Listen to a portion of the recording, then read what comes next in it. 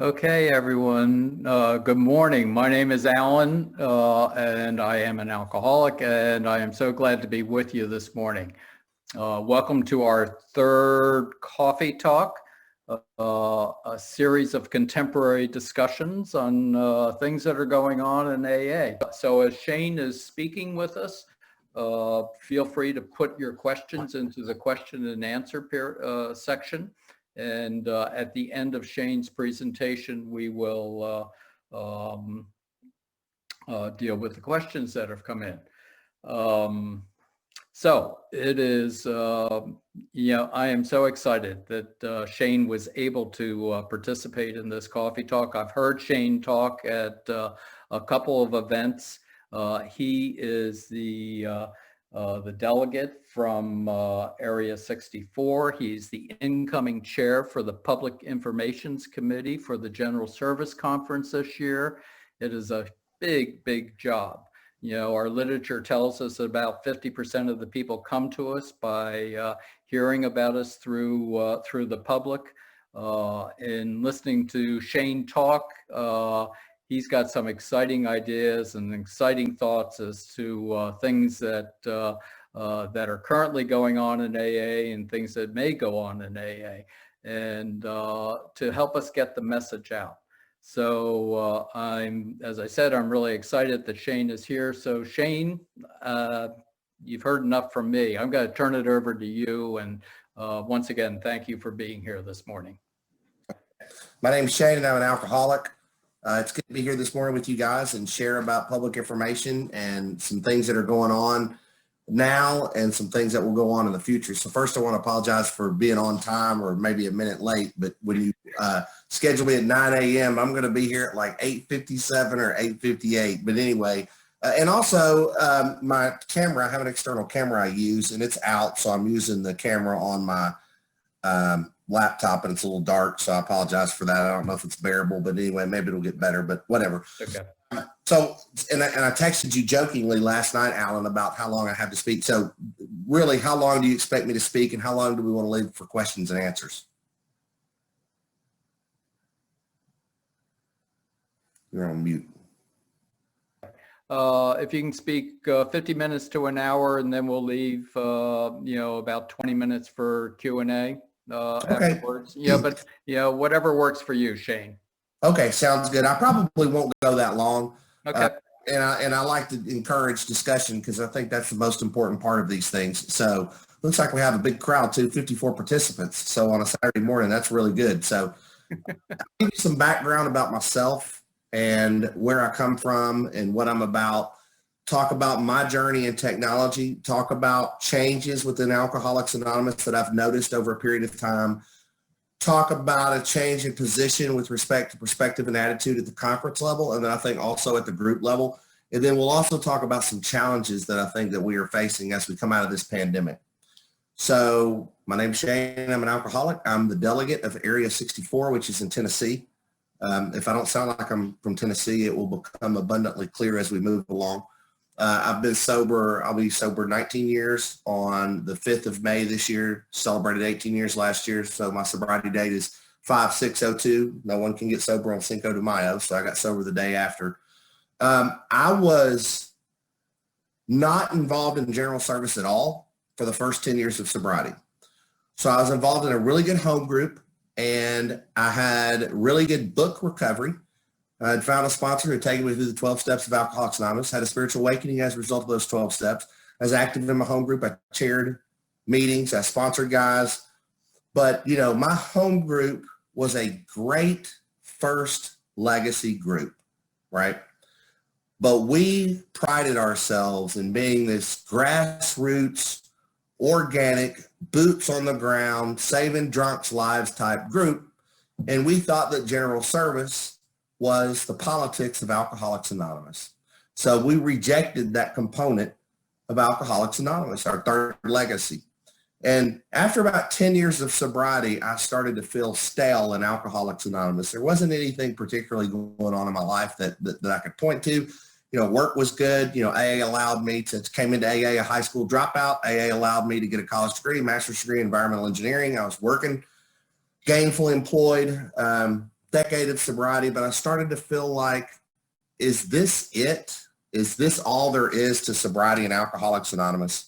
Is there anything else to AA? And I realize now that I was starting to feel that way because I was only in one or maybe two legacies of Alcoholics Anonymous. I was missing a huge component, a third of Alcoholics Anonymous. So this thing happened where the group split. And when the group split, I got nominated and elected GSR of the new group. I had no idea what GSR stood for. I'd asked my friend Larry to be my service sponsor, and he said no. And he sent me over to a past delegate from Panel 40 named Larry A. from Tennessee and said, ask this guy to sponsor you. So I asked Larry to be my service sponsor, and Larry and I hit it off right off. And he took me through the 12 traditions and the 12 concepts, like my sponsor at the time, Drew, had taken me through the 12 steps. And we went through the 12 and 12, AA Comes of Age. We read some pamphlets. We went through the general service. Went through the service manual. And I learned that the traditions and the concepts are as spiritual as the 12 steps, right? That they, and for me, are divinely inspired, and they're an essential component of Alcoholics Anonymous. And once I began to practice 36 principles, not just 12, my entire world changed, right? My entire life changed.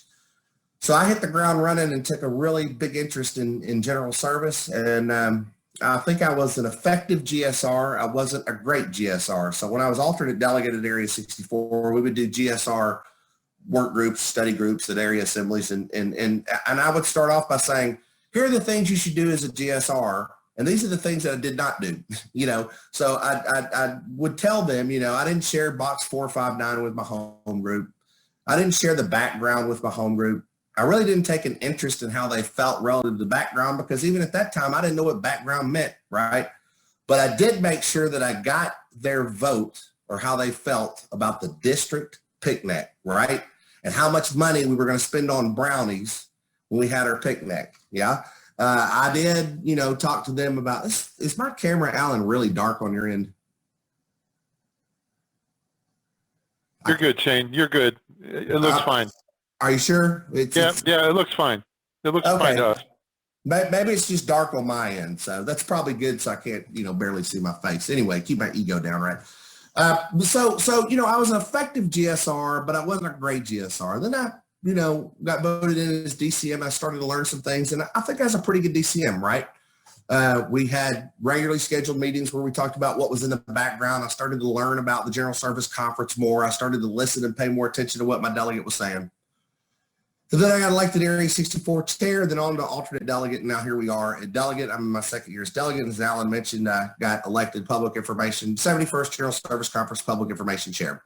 So about 5 years ago, I started to notice that my personal life, technically speaking, looked significantly different than my life in Alcoholics Anonymous. I was using tools to communicate with my family, my friends, my employer, my clients, that we weren't using in Alcoholics Anonymous. And I think that I thought at the time, well, maybe there's a problem with, maybe our spiritual principles don't align with the use of technology, and this is just how it is, right? But heavily involved in church. So I'm at church, and we're using the same technological tools that we're using in my personal life, right? Start looking at American Red Cross or Al-Anon or Cocaine Anonymous or Celebrate Recovery. And I notice on my Instagram feed that there's Al-Anon posts from Instagram. And I think, well, this is probably an individual Al-Anon member. Surely Al-Anon wouldn't have their own Instagram page. So I go and I check it out, and lo and behold, Al-Anon has their own Instagram page. So it's 5 years ago. So I start to recognize that Alcoholics Anonymous is archaic with respect to technology, right? So I make friends with a guy named Josh E. And I could say his name, Josh Eggleston, who's a general service trustee. At the time, he was a non-trustee director on the Public Information Committee. No, yeah, that's right. When we start to hang out, we meet at some functions. Let's see, is that right? Non-trustee. No, he's non-trustee director on the Grapevine Board. He's appointed committee member on public information. So when I met him. So we start hanging out at some functions. He's from North Carolina and you know, similar ages, and we're friends. We have a friend in common, Billy N. And we start talking about different things. And I noticed that his name is in a lot of the background, and he's on this subcommittee for LinkedIn. It's 5 years ago. So we formed this subcommittee at the conference, and we take a look at LinkedIn, and we determine whether LinkedIn can be an effective tool for us in public information, right? And cooperation with professional community. So this subcommittee, this is sort of the breakthrough moment in Alcoholics Anonymous with respect to technology, right? So this subcommittee, at least with respect to social media platforms, the subcommittee determines that not only would LinkedIn be safe for Alcoholics Anonymous, it could probably be useful. So we start going through the 4-year-long conference process to approve a LinkedIn page, and eventually we get it approved. Shortly after that subcommittee was formed, and I read about my friend in the subcommittee report, or in the conference report, we did a communications audit. So I don't know if you guys are familiar with that, but we hired an outside consultant, and I forgot exactly the number. It's $100,000 or more, maybe two. Hired an outside consultant to take an honest look at how we communicate inside and outside of Alcoholics Anonymous. How do we communicate inside with each other, and how do we communicate with the people outside? And you know, we got stellar ratings. They said we communicate terribly. We're ineffective communicating inside of Alcoholics Anonymous. We're ineffective communicating with people outside of Alcoholics Anonymous. Staff is ineffective communicating with the General Service Board. The general manager doesn't communicate with GSO staff. AAWS doesn't communicate with the General Service Board. The conference doesn't communicate with the groups. And so the only thing good that you guys really do is your individual groups are still carrying the message of Alcoholics Anonymous and reaching the still suffering alcoholic. But you're not communicating anywhere else. And it said one of the major flaws in our communication protocol, which was practically non-existent, was that we weren't using social media. In this communications audit, it also said some other things. It said our literature was inconsistent. Since you got this one pamphlet over here that says this about open meetings, then you got this card that says something about open meetings, then you got this other pamphlet. You describe open meetings in 2 or 3 or 4 different ways, and you know, just pamphlets are inconsistent, right? But the communications audit also said one of the reasons why you're ineffective in communication is because you're not utilizing technology and social media tools. So that really caught my attention, right? So I thought, wow, that's pretty significant. And it further went on to say that if we didn't adopt social media tools, platforms, the use of social media platforms for communication, that there's a risk we would not stay relevant. And I thought that's a pretty strong statement. This communications audit, done by an outside independent communications consultant, says if Alcoholics Anonymous doesn't get more comfortable with adopting social media platforms, we could be irrelevant, as in not important, as in not around, as in not effective. And then I thought about all the wonderful things that Alcoholics Anonymous had given me, right? And how my life is today. And I just always assumed that AA would be here for future generations, regardless of whether I was or not, right? That it would be the same quality Alcoholics Anonymous with the same availability to any still suffering alcoholic that needed it. But then I'm reading this communications audit and it says that might not be true. If you guys don't start doing something about technology, you could die a slow death, maybe even a sudden death. So I was also involved in adminning a secret group. So now they call them private groups on Facebook. So I had a friend, Daniel, in Murfreesboro, where I'm from, Middle Tennessee, which is just right outside of Nashville in a town called Murfreesboro.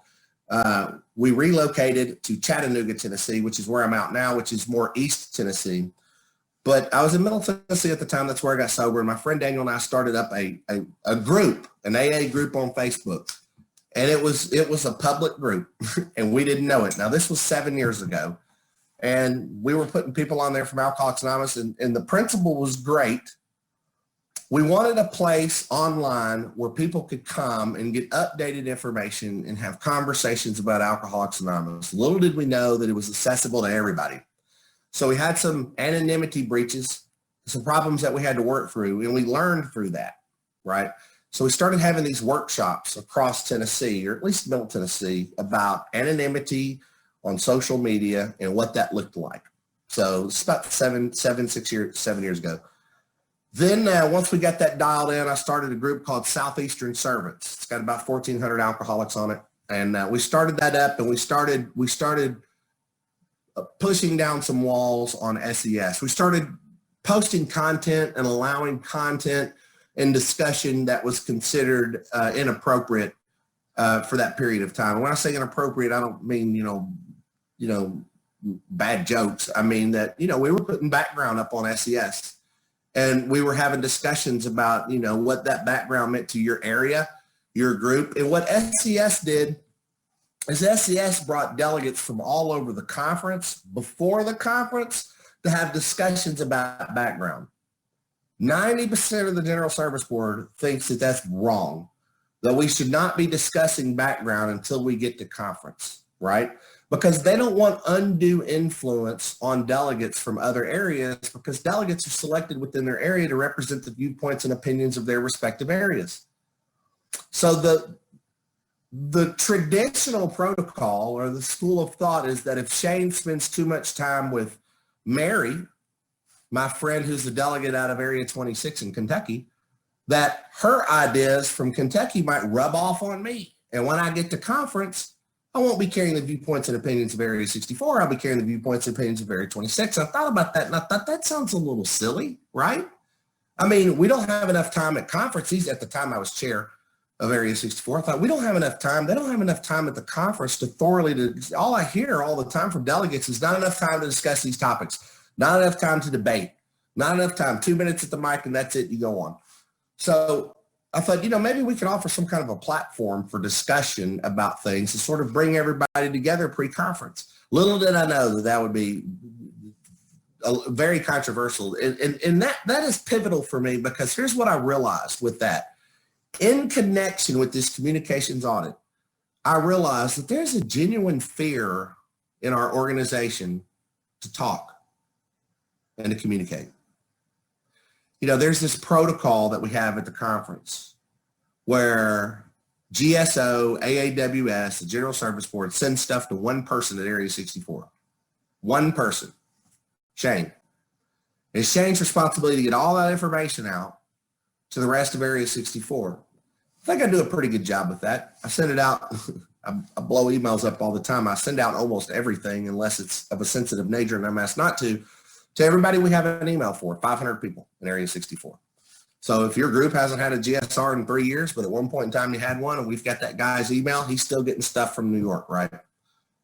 But one of the things the communications audit pointed out was this protocol of only communicating with the delegate at the conference level was faulty, because that's driven by the performance of that one delegate. So all of the information that you're sending to each area is really managed by one person. And, the communications audit pointed out that there's varying degrees of delegate performance. We have great delegates who communicate very well, or are technically inclined, or at least know how to use email. And then we have delegates that are not so much. They don't send information out. They don't know how to use the email, So there's a roadblock to their area getting information, communicating from New York to the area. So here I am, I'm on workshops. Our workshop, Anonymity in the Digital Age, really took off. We stole that name from a conference report. It was on the front of a final conference report about 5 years ago. So we're doing Anonymity in the Digital Age workshops across Tennessee. I'm adminning this secret group, Southeastern Servants, and I'm watching, all this great conversation happen while I'm getting instant messages and emails and phone calls from various people involved in general service, challenging and questioning sort of what we're doing on SES. Communications audit comes out, the subcommittee report comes out, and I just catch it and I decide, with what I would like to think guidance and direction from God, that I feel like I need to be an advocate for technology and Alcoholics Anonymous. We all can't do everything good, right? And I don't think it's a good idea for anybody to die on their sword. But if we have a particular interest in a particular topic and we think that we have something to share, then I think it's okay to go after that. So I thought, I think I'm going to become an advocate for technology and Alcoholics Anonymous. I'm going to speak on behalf of AA, and I'm going to bring these things to people's attention. I'm going to bring SES, the subcommittee report, and this communications audit and all the challenges that we're facing and the decline of our growth and the link to that and our failure to adopt social media platform and other social media platforms that other 12-step recovery programs or recovery programs have adopted and how effective and useful those are for them. So, went out, started doing some research, and around this time, it was probably 3 years ago. And little did I know also that becoming an advocate, an outspoken advocate for technology will not always make you very popular in a place that's afraid of technology. So I started getting some comments back. I was doing a lot of pre-conference reports and post-conference reports with John P. He was a delegate at the time. I was an alternate delegate. We were out on the road. One thing that we did at Area 64 is, we would have the delegate would come in and then, load the background to Dropbox and burn it on disk or flash drive for people without Dropbox. And he'd do a pre-conference report and post-conference report of the area, and that was it. So one thing we decided to do was hit the road and do a pre-conference report in each district across the state, across the area, split it up, and gather the viewpoints and opinions of the groups in that district so we had a better understanding of the heartbeat of Area 64. And it was an amazing thing that happened. We went from 117 to 120 voting members to 170 voting members at each assembly. And people started to call us and say, hey, I need a pre-conference report booked.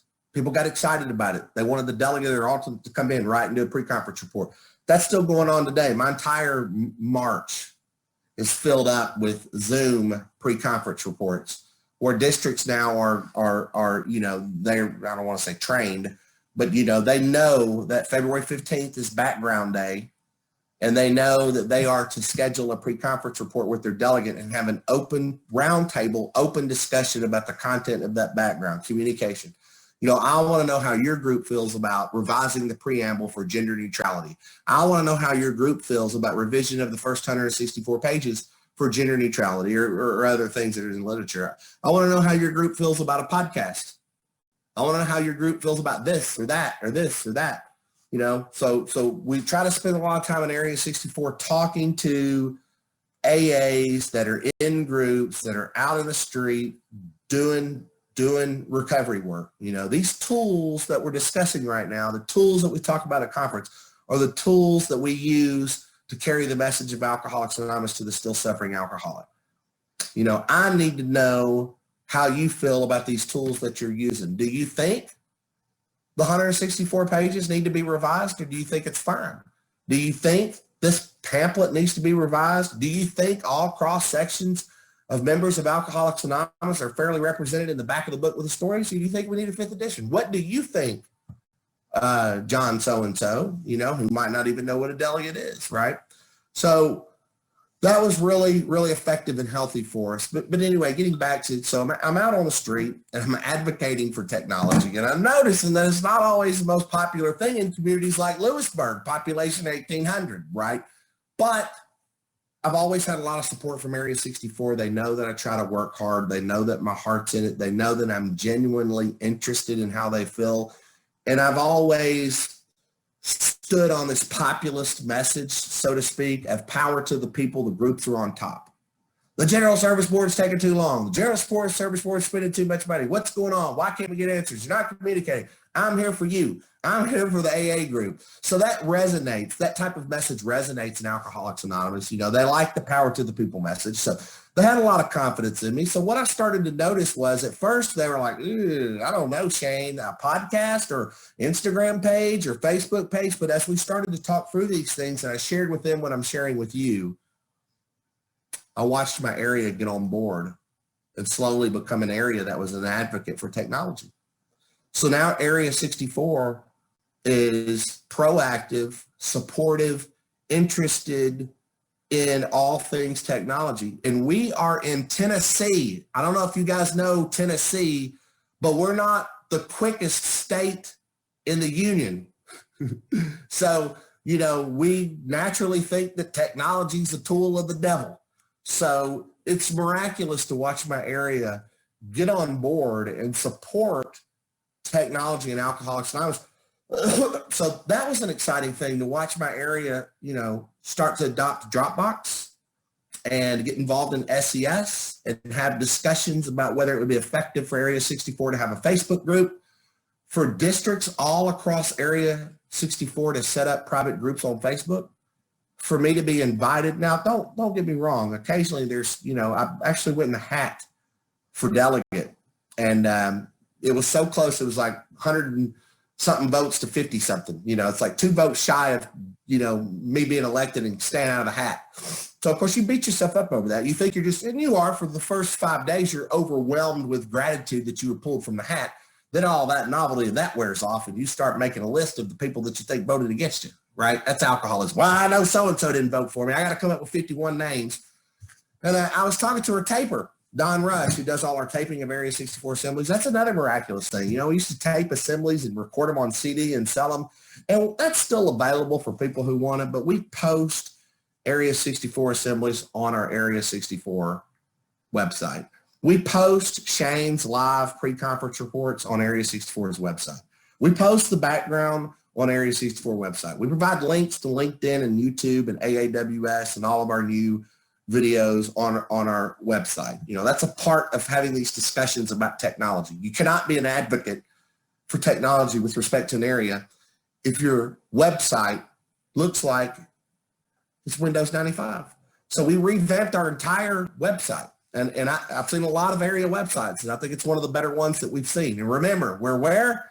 Tennessee. So I'm really proud of the area with that. But anyway, so, we're having these discussions in the area. We're talking about technology, and I get pulled from the hat, and Don Rush pulls me over and he says, listen, he said, you know why you got pulled from the hat? I said, oh yeah, I'm a big book thumper. And I talk about how I go to church and the atheists voted against me. He said, no, that's ridiculous. That's not what happened. I said, well, I lost I lost the 45 to 65-year-old female vote. That demographic was voted for Shannon. He said, no, that's not what it is. So, well, I know I didn't lose a Tiki Paw vote. I carried a Wild Paw vote. I'm talking like some type of, politicians. He said, Shane, you scare people to death when it comes to technology. Do you understand that? They think you're an agent of Satan, and you work for Mark Zuckerberg, and you're here to take over the world. Well, that's how much of an advocate you are for technology. So I said, Don, surely that's not. He said, yeah, it's just a handful of people, but you scare them to death, Shane. They're just afraid of all these Facebook and Instagram and all this other stuff. So I started thinking about it, and I realized that, it's not always the most popular thing to say sometimes, that you're an advocate for technology, that you support things like, competitive advertising. And what is competitive advertising? We'll talk about that later. What's competitive advertising? It's where you get on Instagram and you start searching, and Alcoholics Anonymous buys data for your searches. And they use that data to target you with respect to either a PSA or a link to a website or some type of advertisement that helps you find resources that you need. So my question is, what's wrong? I ask my area this all the time. This is still a point of contention for some of us, and believe it or not, it's not for who you think it is. It's for millennials. It's the millennials that feel weird about selling their data online, So we have this conversation all the time. What's wrong with competitive advertising? What's wrong with Google AdWords? Well, Google AdWords turns AA into a brand name. Well, what's wrong with AA being a brand name?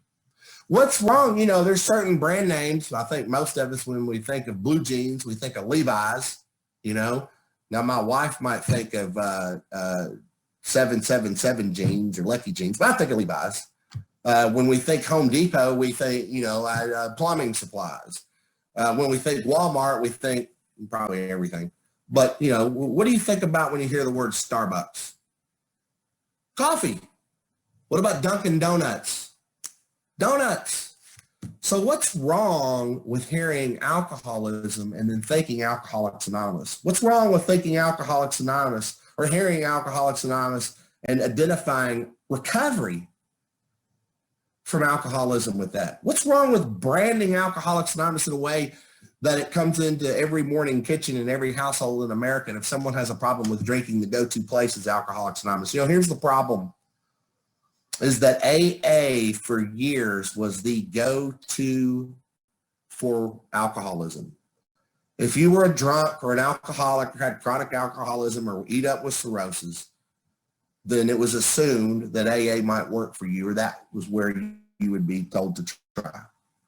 Now it's just one option. You understand that? It's not the option. We're not the option anymore. We're one option. Now, we don't want to recognize that, and we don't want to admit it, because AA's, for a lot of us, the only thing that does work for us. We've tried some other stuff. But, Cocaine Anonymous uses the big book, and they don't have a singleness of purpose with respect to substance. So it's not like you can only talk about cocaine or be addicted to crack when you go into Cocaine Anonymous. You can be an alcoholic. You can be addicted to, psychedelics. You can have an opioid problem, a heroin, whatever. And they use the big book. They've adopted the big book, officially adopted the big book. So you can be an alcoholic and go to Cocaine Anonymous and find recovery if that worked for you. There's Celebrate Recovery. We hate to admit that Jesus gets people sober, but he does. People are getting sober and Celebrate Recovery. They're smart. We had this big debate in AA about whether, AA it's not religious, it's spiritual. Well, that's true.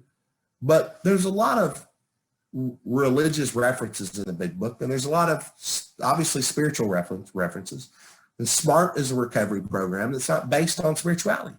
It's based on, getting sober yourself with the help of other people that you're surrounded with. And guess what? It's effective. It works. People are getting sober.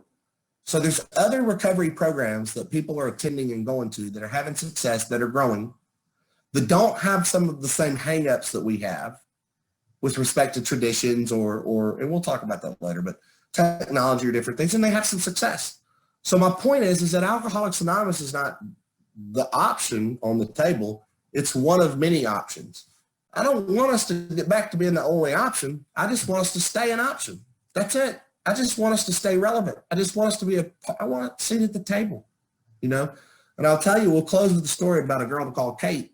There's really this fictitious girl that I call Kate, but I always end now talking about Kate. So anyway, that tells you a little bit about me. It tells you about my journey leading up to now. Usually I don't go into that much detail, but I had a little bit more time. So I wanted to share with you guys so you can get to know me and where I'm at, where my heart is with technology and why I'm so passionate about these things, right? So let's start to talk about the conference and sort of a change in perspective or direction. So I think for a long time we were anti-technology. I'll just say that. The conference was anti-technology. We published grapevines that said, will the internet kill AA? Any agenda item that was proposed relative to technology was cast aside. So what's the change in perspective that's going on, at the conference? So we've gone from anti-technology to any proposed agenda item being just dismissed and disregarded and not even considered, to proposed agenda items being considered, to a discussion at the conference level about, will some of this work? One of the first things that we saw was a comprehensive media plan that started to come out. So the conference said, okay, fine, yeah, whatever. Let's put together some type of plan to start evaluate some of these tools. Maybe we could use them. That was long before the communications audit, right? So this comprehensive media plan came out, and we identified social media platforms and other forms of technology that we thought might work for us. We set out and we formed these subcommittees, and YouTube came out of that. So you guys should subscribe to our YouTube channel. You probably already do. There's Grapevine and AAWS. We've got great content on there. Followers have grown exponentially. It's a great example of Concept 10, which I want to talk about a little at the end here before we close, but it's a great example of Concept 10. And it's amazing how popular it's become and how much traffic it gets. It's our YouTube page. LinkedIn was identified and a subcommittee formed. We finally got LinkedIn out. Now, LinkedIn is a bad example of Concept 10. And we'll talk about that, but we have a LinkedIn page. So we started to have discussions and look at this technology and think about the things that we needed to do. And slowly we started adopting and becoming more open-minded to technology, but it wasn't at a snail's pace. It was just at a slow pace, right? So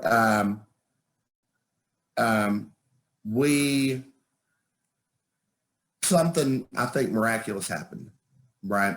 And it's called the pandemic, COVID-19. So I bought my plane ticket to New York I was ready to go. So we had just had, so I just always have to say this, no matter where I'm talking. So I have an amazing wife that I met in Alcoholics Anonymous that is younger than me, but we, of course, men are mostly immature anyway, so we hit it off great. But anyway, we have a 2.5-year-old named Asher, and we have a 13-month-old named Elijah. So, and these boys are what makes me get up in the morning and go to work and do my thing, right? And they're part of the reason why I fight for technology and alcohol. So sometimes I think it's a fight. But, I to a point where I never thought I'd really be a dad. And then, I was starting to get older in my 30s and I hadn't met anybody. And I'm like, I don't know, I'll never be the world's greatest bachelor or whatever. And then along comes Anna, and we met at a second quarter assembly and fell madly in love with each other and got married. And then all of a sudden, here I am, with a family. My wife says this, and I love it. She said, when our first son was born, Asher, she said, I think it's so beautiful that at one point in time in your life, you thought you would never have children, and now you have a baby that looks just like you. And she's right. He's a mini Shane, 2.5 years old. But anyway, Elijah was born on January 31st of last year. So I'm getting ready to go to conference in April, right? Well, she can't go with me because we've got a toddler and this newborn. So we've arranged, the grandparents to come in and help her. We've got all this set up. And my friend Billy's got us tickets to a Yankees game, and we're going to Sparks Steakhouse, and I'm fired up and ready to go. And then boom, COVID-19 hits the first place, Westchester County, which is exactly where I'm supposed to fly into. So initially I'm like, it's not a big deal. It's like the flu or the common cold. We didn't know a lot about it. And then as the news starts coming out, it starts spreading. I remember I pulled the map up, and I'm looking at my hotel, and the perimeter is set up by the National Guard. And I thought, you know what? I'm not going to conference. So the General Service Board hadn't even voted yet at that point. So they finally took a vote. They said, hey, we can't bring people in town. It's not safe, blah, blah, blah. Let's do virtual. So along with this, groups start shutting down. We have mask mandates. We have, the health department closing down, gatherings. We've got, governors and mayors saying no large gatherings, no gatherings of 50 people, no gatherings of 10 people. You need to quarantine, stay home, blah, blah, blah. So AA goes online. And the same people, those 50-something people that voted against me for delegate, are calling me and asking me to help them set up a Zoom account for their home group. This is beautiful. It's amazing. So quickly we adopt as a group of individuals. Quickly we get online. And we thrive, we survive, we grow. I know people who got sober in the pandemic. I know people who couldn't put the whiskey bottle down with enough courage to go to their first AA meeting, but they could keep it under the couch when they hit their first AA meeting on Zoom. And I have an 11 p.m. Saturday night meeting that I sort of provide, and we rotate chair people. It's 11 p.m. Eastern time. It's got people from all over, everywhere. We've got people from some people from SES, with people from Idaho, Nebraska, Tennessee.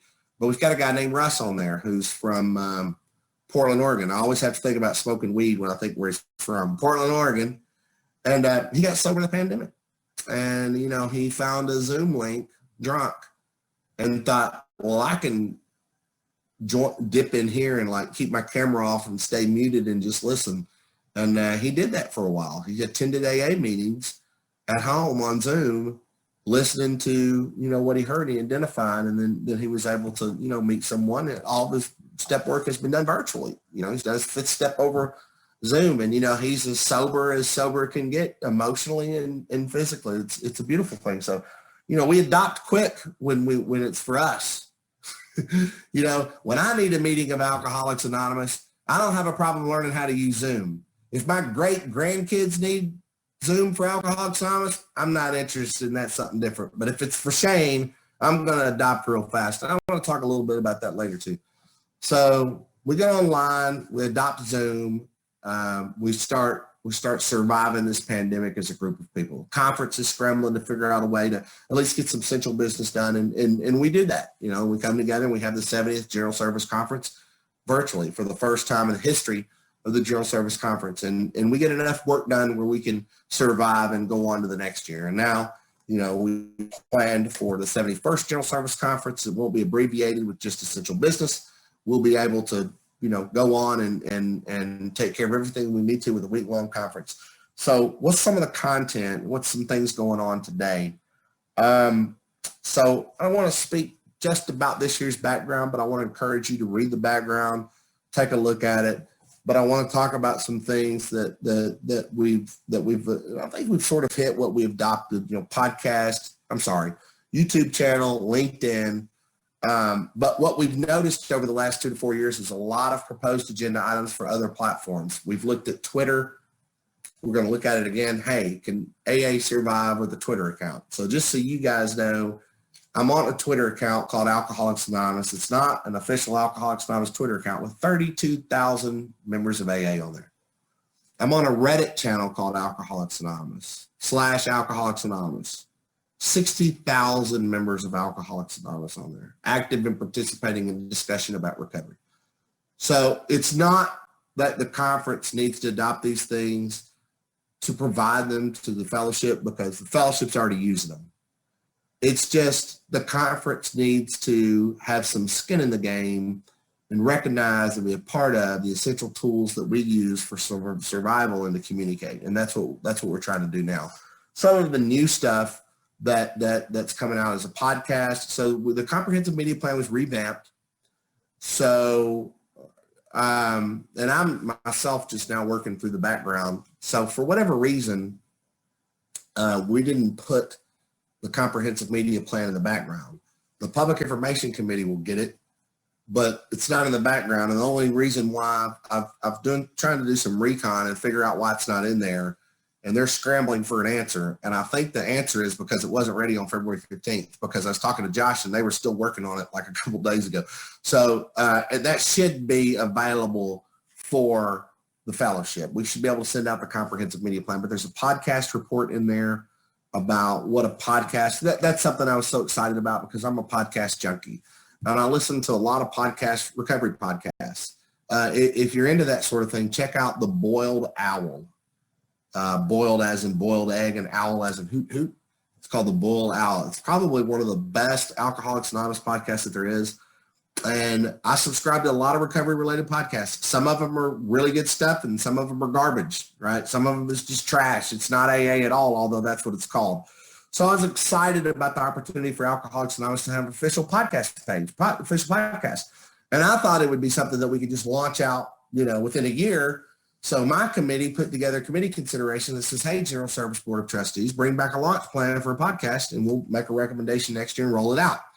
So throughout the year, I'm watching this process unfold. And as public information chair, you have an opportunity to attend General Service Board meetings. You have more dialogue with General Service trustees, with the chair of the Trustees Committee on Public Information, Trish, who's great out of Canada. Of course, I got my buddy Josh and then Bo, and we're having these conversations. I'm noticing that it's not that easy. So Josh calls me up, and Bo, who's the chair of AAWS, he thinks like me, let's just roll it out now and have this grand podcast and recording studio. And Josh calls me up and he said, look, man, I got some bad news. You're not going to get a podcast this year. You're going to get a report on a podcast because here's the problem. To do a professional podcast, it requires a lot of resources that we don't have. The first thing we have to do is identify those resources. And we have to find out, who's going to manage the content of the podcast? Do we have staff to do that? Are we going to build our own recording studio? Are we just going to hire, pay for time in recording studios across the country? What's the content going to be? How often is the content going to be posted? What kind of equipment do we need? These are all questions we have to answer, and we have to get buy-in from the fellowship before we launch this podcast. It's feasible that we could launch one by next year, but this year you're going to get a report calling out resources needed for a podcast and identifying those resources also in the comprehensive media plan. My heart sunk a little because I wanted a podcast this year, but then I realized that that's just reality. Sometimes it takes things to get stuff done. Another example of taking a while is so this area did a lot of work on, not my area, but there was another area that did a lot of work on anonymity on social media, and they proposed an agenda item last year on maybe a card or some type of piece of literature that would address anonymity on social media. They had surveyed their entire area and had come to the conclusion that most people in AA thought that there's a problem with anonymity on social media, and I would agree with that. And they thought that, it would be a good idea for the conference to put together some type of information about it. So we looked at what was available, and I was familiar with it. The guidelines on the internet, understanding anonymity pamphlet, the internet page with information about emailing and things like that, and it's all archaic. And it doesn't identify Zoom. It doesn't talk much about our YouTube page or LinkedIn page. It doesn't talk about, it's very ambiguous. It says some AA members use Facebook and some don't. So what my committee did last year is we made a committee consideration relative to this proposed agenda item for GSO to poll Alcoholics Anonymous, identify people who use these forms of technology, collect data from them, and then put together a video or some type of literature that would identify all of the tools that we use as a fellowship, private groups on Facebook, the use of social media, and then identify some behavior, within those platforms that is consistent with their spiritual principles and things that work. How do you, do you post your chip or not? How do you act in private groups, blah, blah, blah. And so, I'm thinking, well, this survey should be sent out in a couple, 2 or 3 months. We get this data, they put together something and bring it back in the 71st. Well, no, because they have to put the survey together, and that has to be QA/QC, quality assurance, quality controlled. That has to be reviewed by senior level management. That has to go back to the General Service Board. That has to be revised by GSO staff, Racy, who's great. That has to go back through review for QA/QC, back to the General Service process, right? It takes time for these things. And listen, as an environmental engineer, the thought process, if you finish a project on time and on schedule, you have failed to perform. We're the worst about, consultants are the worst about needing more money and needing more time, So through this process, I want to say that I have become more understanding of the conference process, and I have communicated that with my area. Going back to the populist message, I always complained about how quickly we did things at the conference level. And I said, there's too much red tape, there's too much bureaucracy, we can roll these things out faster. And I think that's true to a certain extent. But I think for the most part, it just takes time to roll some of this out. And that's okay. And I'm going to tell you why that's okay.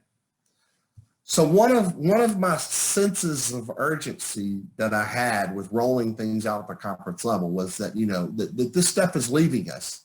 Once you adopt a Facebook page, then it's MySpace. It's obsolete. Like, you can't take 4 years to adopt a LinkedIn page. But, that thought process was based on if the conference or as a whole doesn't do it, it's not being done or it's not working. I compartmentalized and disassociated the work that the fellowship was doing from the work that the conference or AA as a whole would do, right? So I said, oh yeah, that's fine that these AA members have put together a Twitter page, but that's not an official Alcoholics Anonymous Twitter page. We need an official Alcoholics Anonymous Twitter page. We can't wait 4 years to do that because Twitter will be obsolete. I didn't recognize, appreciate, and understand that the work that the fellowship is doing, although it's not Dr. Bob and Bill Wilson General Service Conference stamped and approved, it's effective. It's working, right? So that brings me to my next discussion, and we're almost done. I said I wouldn't talk an hour, I lied. But so what is the change in perspective that I just talked about, and also with respect to the conference with appointed committee members, non-trustee directors, general service boards? So one great thing that we're doing is that we're selecting people with technology backgrounds. We're hiring GSO staff who have technology backgrounds, right? Like, the understanding of, the experience of social media platform development is essential now for a resume at certain key positions at GSO. So we're really starting to think about how can we beef up staff in a way that helps us with our needs for technology. So one of the things that I've recognized and that people, the GSO staff, AWS, the board have recognized, and the reason why the sense of urgency is still there but not the same, is that it's too late to adopt these technologies for AA. It's done. We've adopted them, the fellowship, right? We've got private groups, Twitter pages, Instagram pages. Now, I think that those things need to be operated right. I believe in tradition 11 and 12. I don't think I should be on Twitter or Instagram or Facebook saying, hey, my name is Shane blank.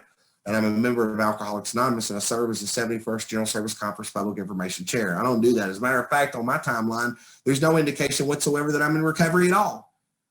And one of the reasons is because it wouldn't be appropriate for me to talk like that with clients as my friends, with people I'm in church with. And, to be honest with you, like, most people really don't care that it's been 18 years since I've slammed old charter down my throat or broken into houses for liquor money. People are like, really? Well, I've never done that, Shane. Good for you.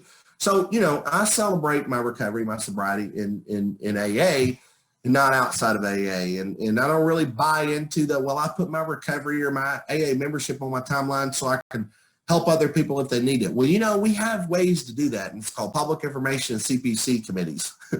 So if you are so driven that you want to help alcoholics on the street, get involved in general service. Don't take it upon yourself to become the spokesperson for AA on Facebook. That just gives you an understanding of where I come with principle and tradition, right? But our perspective now has changed. It's too late for the conference to provide these tools to the fellowship. We have them already. It's over with. Sometimes we manage them well, sometimes we don't, but everybody lives for another day. But what we can do at the conference level is we can offer tools or accessories to those tools that are unavailable to the fellowship. And what do I mean by that? Well, there's literally thousands of podcasts that talk about recovery. Hey, my name's Shane, an alcoholic. Let me tell you my story. Or there's even one where they read grapevine stories out of the grapevine every Friday night, Lots of recovery related, even some service related podcasts. But there's no podcast right now with a live episode with a Class A General Service trustee or Class B General Service trustee. Imagine this. Imagine, hey everybody, this is Alcoholics Anonymous podcast coming to you live from New York, where we're at the first quarter General Service meeting, and we have Trish L., who's a Class B General Service trustee here, no face, obviously, live to answer all of your AA-related questions. We're going to open up the line in a few minutes. We'll have a filter that you have to answer some questions for, and we'll answer your questions live online. Hey, Trish, this is the chair of American Red Cross. We love the idea that you're just self-supporting and you only take contributions from AA members, but how do you effectively make that work? Hey, this is so-and-so. I've been drinking for 6 months and I need help. What's a great resource or number that I could call? There's no other podcast out there that does that because they don't have those resources. We have general service trustees. General service trustees, particularly Class A trustees, are the people that should be talking about us and for us at the public level, not us. Right? It's them. We've sort of gotten away from that. We used to do that really well 40 years ago. Now we don't do it very much at all. Podcasts could provide a platform for Class A trustees to speak on our behalf, or other people, other friends that we have that are not members of Alcoholics Anonymous, right? We could talk about agenda items. We could talk about, what about live from the 71st General Service Conference? Of course, that wouldn't work really well because we're on Zoom. But, you could sort of play into that, right? Like you could talk about being live at certain places or do a live phone call. There's a lot of information and resources that we can provide the podcast community that's not currently available, right? And that's sort of the principle behind moving forward and adopting and looking at some of this technology. We're talking about literature that would identify things that we don't identify in any of our literature. You guys did have also the membership survey. I noticed, Alan, in the list of agenda items, and I did want to talk about that briefly. So as part of public information, but here's a discussion that's going on I think that's interesting, not exactly related to technology, but certainly public information relative, is that, for a long time, I've always heard people complain about our membership survey. This doesn't represent us, whatever, it doesn't represent the cross-section of Alcoholics Anonymous, all the demographics in Alcoholics. And I agree with that. We need overhauling on a membership survey. Nobody had a lot of confidence in it. So we hired a consultant and said, hey, what's wrong with our membership survey? And they said, everything. We'll put together one that works better for you. So we did that. And, it really says this, that Alcoholics Anonymous is predominantly white Christian males. So obviously we have some growth and some places some things we need to address. So I'm a white Christian male, but I don't want only Alcoholics Anonymous available to people like me. As a matter of fact, the people like me typically are the people that I don't get along with as well in AA as the people that are not like me. So I need to be surrounded by people who are not like Shane. But obviously we're not reaching certain demographics and we need to address that. But is that really something that we should be communicating to the public? Is that what you want your message to be to the national healthcare system or the American Red Cross or the Institution on Alcoholism and Drug Addiction? So there's a question about whether certainly the membership survey is important, but is it really a tool for public information, or could it be more used for us to identify what demographics are not being reached? It's on the agenda item. It's the membership surveys in there. I think it's a great discussion topic. It's not that we want to hide our dirty laundry, but when we're talking about Alcoholics Anonymous to the public, we want them to understand that we're available to all cross sections of people, no matter what your background is. And I don't know that it's appropriate or effective to point out how we've failed at that, particularly in certain areas. So I think we still work on that. We still try to reach the still suffering alcoholic regardless of race, background, religion, skin color. And then we use that as a tracking tool to identify how we're doing and maybe pull it from the public information toolbox is what I think and what I'm hearing some other people think. So we'll see how all that goes. I want to close with Bernard Smith and Kate. So Bernard Smith has this amazing, I don't know if it's an essay or paragraph or what, but in the service manual talks about why do we need a conference? And he gives a lot of good reasons why we need a conference. He says, we need a conference because we don't want people like Alan and Shane making all the decisions on behalf of AA. Decisions that we make on AA should be done by all of us, not just a few key select individuals, right? We need a conference for the alcoholic who's still stumbling and hasn't found his way in an AA. And then my favorite reason is we need a conference for the baby born tonight who's destined for alcoholism. And I hear a lot of people, my friends in AA, who have young children, and you just kind of sort of migrate towards certain people in whatever walk of life you have. So people with young children used to be like people I would try to not sit next to because they were loud. But now those are the people that I'm attracted to. It's so funny, Alan, because, I used to be the guy in a restaurant with my wife, Valentine's Day, it's just Ruth's Chris. I got the filet, and I would say, I don't know why people bring their children to restaurants. Look. She's like, oh, well, maybe they're just their babies, And so now I'm the guy that says, here's my kids. I just hope somebody says something to me. We're like storming the Capitol and Ruth's Chris, it's just nuts. It's about to call the law. And I love the madness, It's so funny how kids change your perspective. And AA's done that for me. But anyway, I hear people say, oh, I can never think about my children being an alcoholic or needing AA.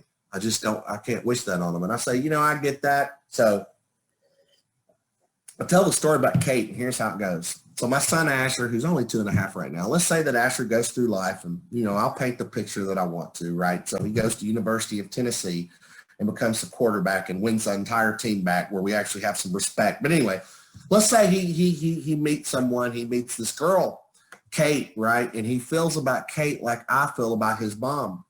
He falls madly in love with Kate and they're soulmates, almost like love at first sight from the very beginning. And we're excited for Asher and Kate, right?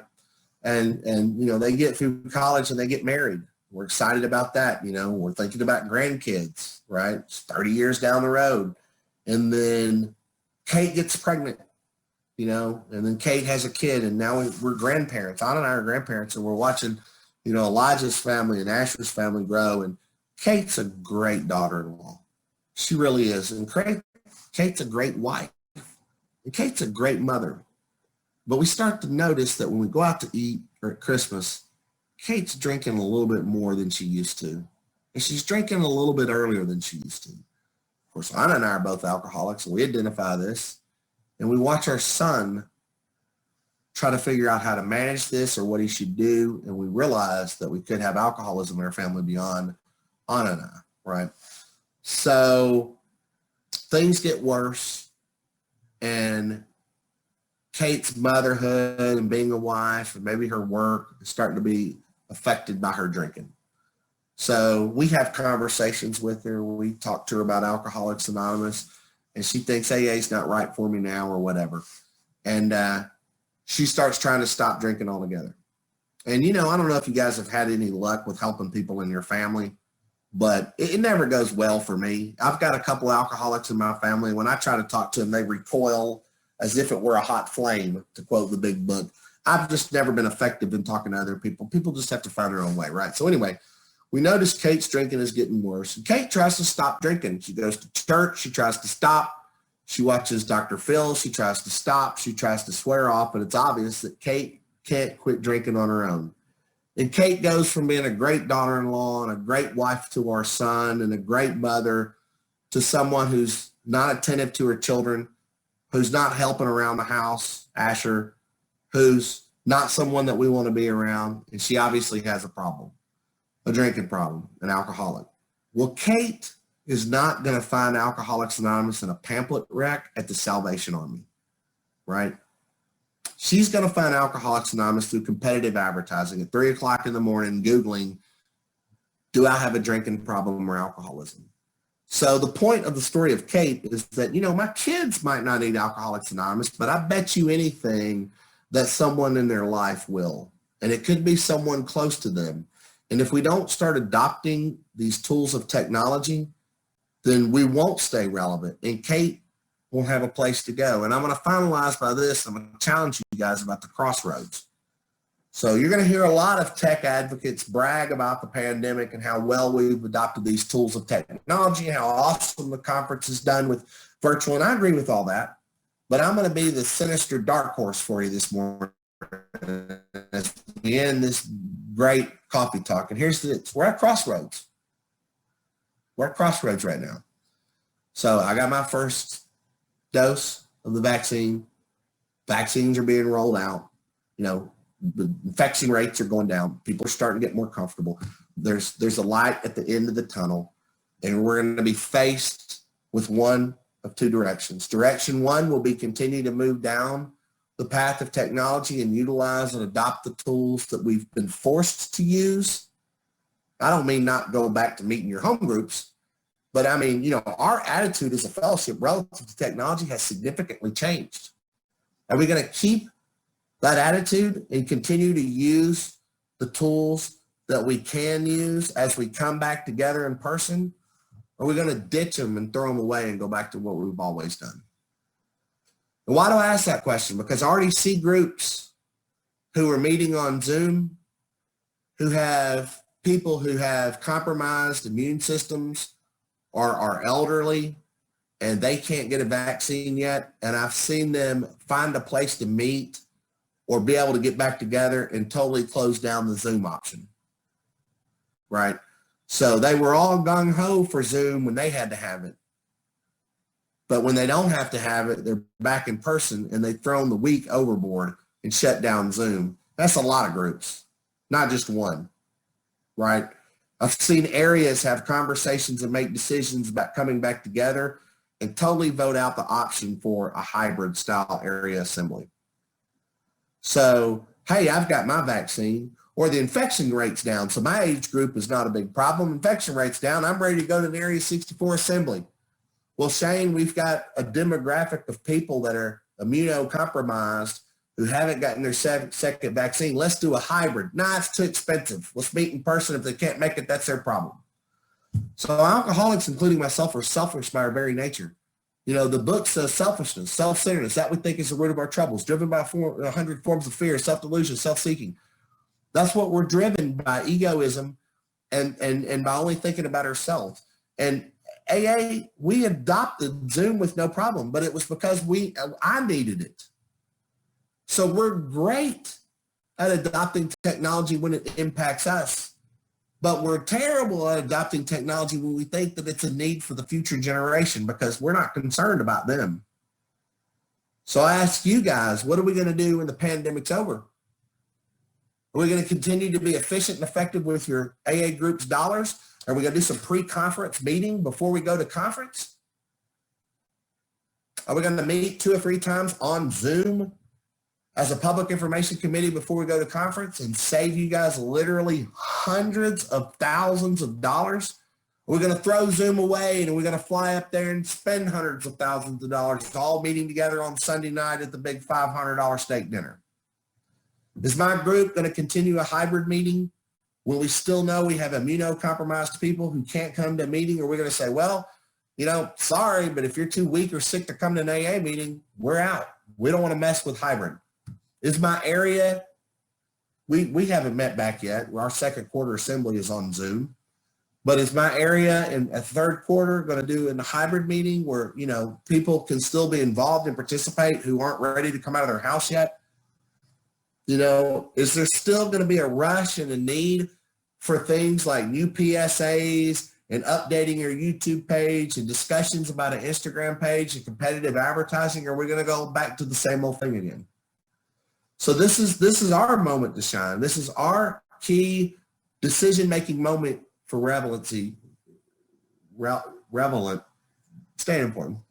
It's our time to decide what we're going to do for the future.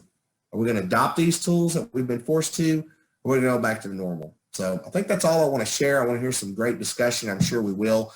So sorry I talked so long. I actually did talk for about an hour. But anyway, I get a little fired up about it. So Alan, thank you so much for having me. And now we'll see what everybody else thinks. Oh my Lord. My name is Alan. I'm an alcoholic, and I'm almost in tears listening to you and the enthusiasm and the ideas that you have